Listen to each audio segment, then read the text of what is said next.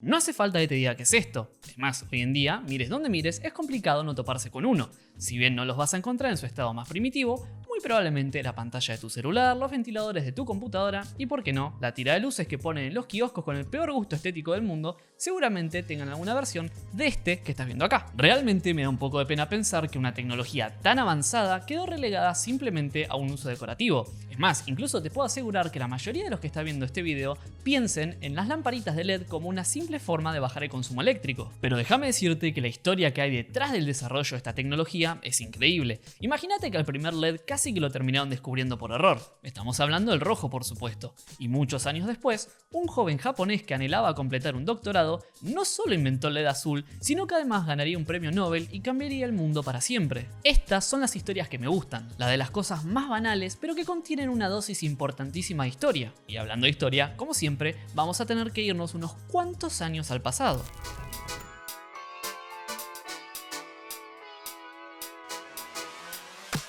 Para comenzar a hablar sobre la invención del LED, tenemos que irnos tan atrás como 1907, por más raro que esto pueda parecer, ya que en este año, Henry Joseph Brown descubriría la electroluminiscencia. Esto, explicado muy rápido, significa que si yo le paso electricidad a algo, ese algo justamente emite algún tipo de luz. Pero lo interesante de esto es que el tipo estaba laburando en el campo de la radiofonía, no tenía intención alguna de descubrir algún tipo de iluminación. Las radios antiguas utilizaban algo que en inglés se lo conoce como Galena Cat Whiskers. Ahora vamos a volver sobre eso, pero lo importante que quiero que entiendas es que cuando estas dos partes se tocaban, Henry se dio cuenta que se desprendía una muy tenue luz. Y volviendo a lo de Galena Cat Whiskers, esto es un nombre muy particular y no sé si tiene traducción al español, pero vamos a desmenuzarlo rapidito. La galena es un mineral que vendría siendo sulfuro de plomo, y Cat Whiskers literalmente significa bigotes de gato, haciendo una clara referencia a lo fino que era el hilo que servía como contacto entre ambas partes. Siguiendo con la historia, tenemos que transportarnos a Rusia, donde a mediados de 1920, Oleg Losev descubrió que la unión de carborundo y zincita emitía luz. Y te aclaro antes que sigamos, todos estos términos que te voy a ir diciendo los podés googlear tranquilamente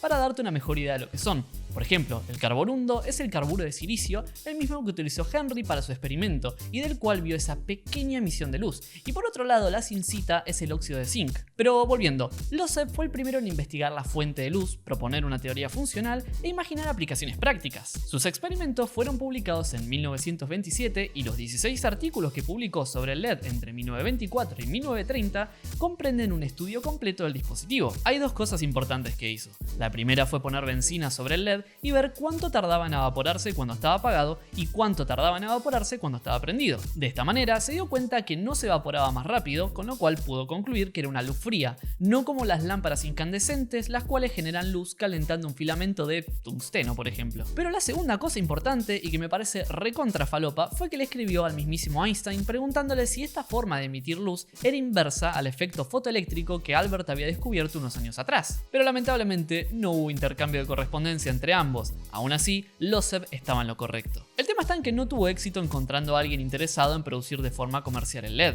y lamentablemente moriría unos años después en la Segunda Guerra Mundial. Al menos acá en Occidente su obra no es muy conocida, ya sea en parte porque sus artículos estaban publicados en ruso y alemán, y por otro lado también porque no contaba con un título universitario, y en esa época no se te daba mucha bola si no tenías uno. Bien, entonces ya sabemos cómo funciona la electroluminiscencia, y además pudimos ver los primeros pasos en la dirección correcta a poder generar un LED. Y está claro que hay unos cuantos nombres más que voy a omitir por cuestiones de tiempo, pero que puedes investigar sin problemas. Ahora, la pregunta es, ¿cuándo se comenzó a comercializar el LED?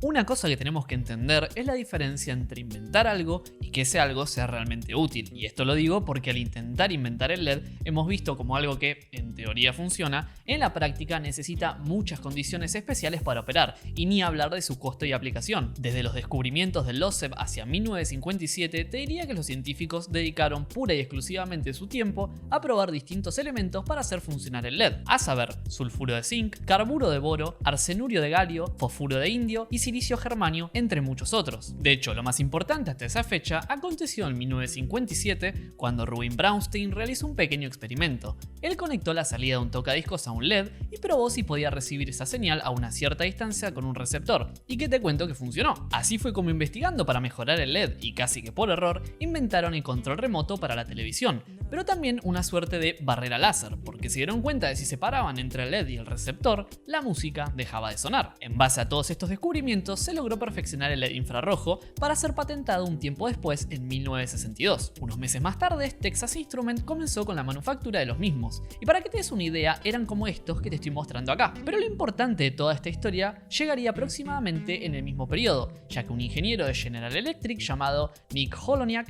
logró de una vez por todas crear el primer LED de espectro visible. Ese color fue justamente el rojo. De estas pruebas también se desprende la creación de un LED verde, esto igual entre muchas comillas, ya que dependía mucho de los elementos que se le agregaban. En algunos casos podía llegar a ser un color medio amarillento verdoso. Y acá tengo que hacer un gran paréntesis porque cuando estuve investigando bien sobre quién inventó el LED, todo apunta a que fue este señor que te nombré anteriormente. Pero también hubo mucha gente que dijo que supuestamente lo había creado pero no lo llegaron a patentar, y además Holoniak no laburó solo, aunque terminó llevándose todo el crédito. Y como si todo esto fuera poco, en Hungría en el año 1939 dicen haber creado un LED verde, pero bueno, tampoco lo habían patentado, qué sé yo viejo, a fines prácticos me quedo con ese nombre, pero si a vos te hace un poco de ruido lo podés googlear tranquilamente. Volviendo a la historia, a partir de ese momento ya teníamos el famoso LED rojo. El tema es que, bueno, valía un huevo de fabricarlo y por eso mismo al principio pudimos encontrarlo mayormente en equipamiento para laboratorios. Fue recién a comienzos de los años 70 y gracias a que diversas empresas invirtieron un fangote de guita en investigación y desarrollo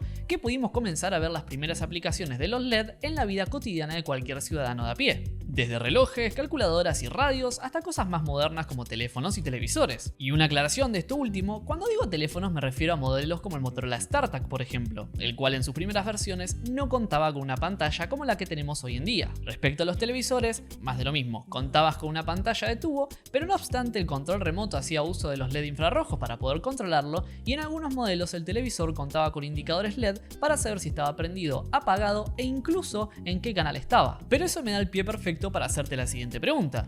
Si ya habían inventado el LED, ¿por qué seguíamos usando televisores de tubo?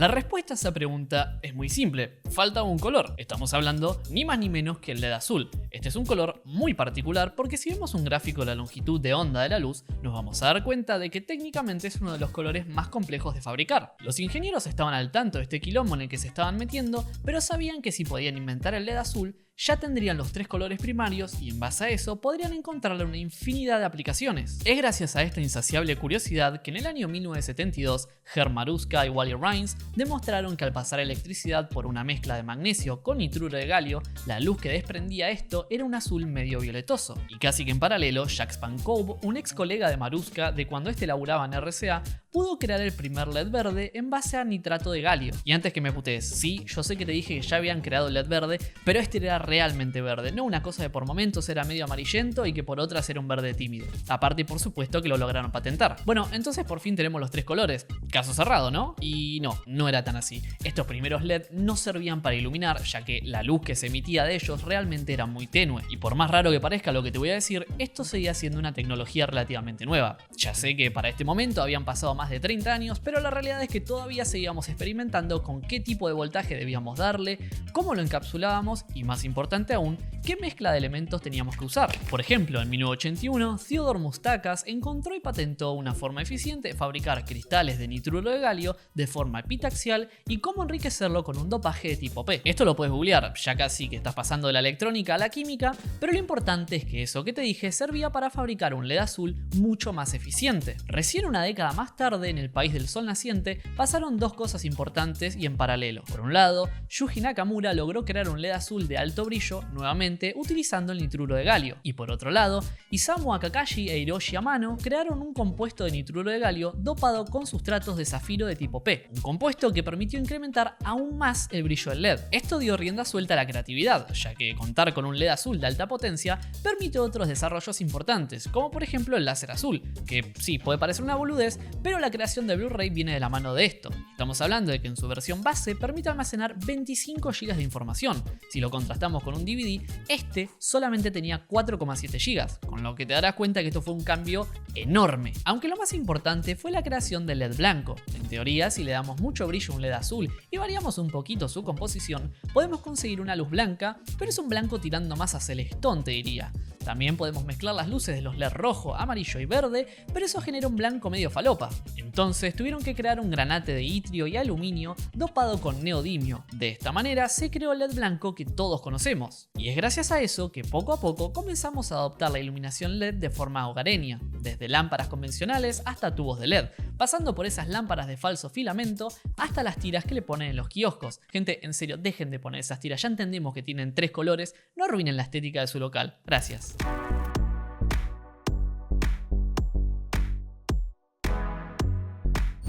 Estamos llegando al final de este video. Personalmente me resultó muy entretenido investigar y aprender sobre este tema, pero que lo parió viejo, dejen de ponerle nombre complicado a las cosas. Dejando un poco de lado el tema de la iluminación y volviendo a los protagonistas, en el año 2006 a Nakamura le dieron el premio de tecnología del milenio, y esto es un premio realmente importante. Para que te des una idea, si lo contamos a él, solo 11 personas lograron ganarlo. Y en lo que respecta a sus dos colegas, a Kazaki y Amano, estos ganaron el premio Nobel de Física por haber creado el LED azul. Una cosa interesante y que ya me la veía venir era que los componentes para crear el LED azul en realidad lo habían inventado y patentado los yankees. No sé si te acordás de Mustakas, pero había sido él. Bueno, la Corte de los Estados Unidos dictaminó que 3 empresas habían infringido la patente y tuvieron que gatillar no menos de 13 millones de dólares. Esto me llevó a reflexionar que la historia sobre los inventos por lo general la terminan escribiendo aquellos que logran patentarlo primero, y hasta te diría que en un país que tenga peso. Porque sí, hubo gente en Rusia, Hungría y andás a ver cuántos lugares del planeta que le metieron ficha LED para poder intentar sacarlo adelante, y aún así no tuvieron éxito, ya sea por la barrera del idioma, porque el país que vivían era muy humilde o simplemente estaba constantemente en guerra, o bien porque no había empresas que pudieran financiar el proyecto para pasar de un prototipo a algo realmente funcional. Por eso es que cada vez que prendas una luz y estés iluminado por un LED, no pienses en ello como una forma de ahorrar electricidad, porque déjame decirte, amigo, que hay mucho más detrás de lo que uno ve. Yo me despido y nos estamos viendo en un próximo video.